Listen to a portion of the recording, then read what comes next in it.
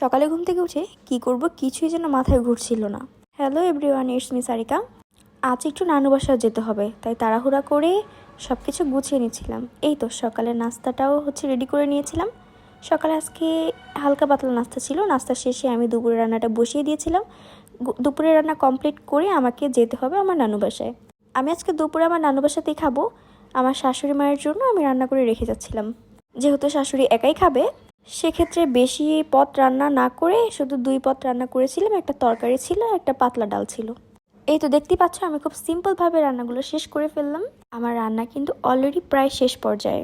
ডালটা দেখো, খুব পাতলা করে রান্না করছিলাম। পাতলা ডাল কিন্তু সাদা ভাতের সাথে খেতে ভালোই লাগে। তরকারিও আমার প্রায় শেষ। রান্নাবান্না শেষ করে আমি চলে আসলাম ব্যাগ গোছাতে। সকল জিনিস নিয়ে নিলাম। এই তো আমি বের হয়ে গিয়েছিলাম, হেঁটেই চলে যাচ্ছিলাম, কারণ আমার নানু বাসা খুবই কাছে আমার শ্বশুরবাড়ি থেকে। আগের দিন প্রচুর পরিমাণে বৃষ্টি হওয়াতে রাস্তাঘাট প্রায় পানিতে ভিজা ছিল। এই তো নানুবাড়ি গেটে চলে আসলাম।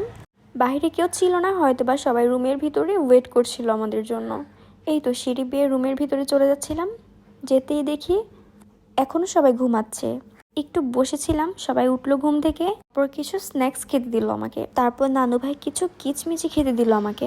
খেতে খেতে দুপুরের লাঞ্চের সময় হয়ে যাচ্ছিল, তাই লাঞ্চটাও কমপ্লিট করে নিলাম সবার সাথে। লাঞ্চ কমপ্লিটের পর একটু বাইরে চলে গেলাম গাছপালা দেখার জন্য। নানু বাসায় কিন্তু অনেক সুন্দর জাম্বুরা ধরেছে গাছে, অনেক বড় বড় হয়ে গিয়েছিল, কিন্তু এখনো খাওয়ার উপযোগী হয়নি। কিছুদিন পরে খাওয়া যাবে।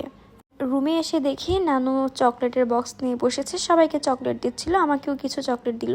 চকলেট খাওয়ার পর কাউকে খুঁজে পাচ্ছিলাম না। দোতলায় এসে দেখি সবাই মেহেদি দিতে ব্যস্ত। আমার ছোট ছোট বোনগুলো এত সুন্দরভাবে মেহেদি দিচ্ছিল, আমার দেখেই খুব ভালো লাগছিল। কিন্তু মেহেদি আর ছিল না, এই জন্য আমার হাতে আর দেওয়া হয়নি। যে যার মতোই মেহেদি নিয়ে ব্যস্ত ছিল।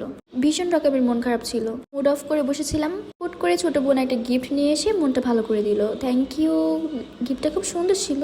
Thanks for watching.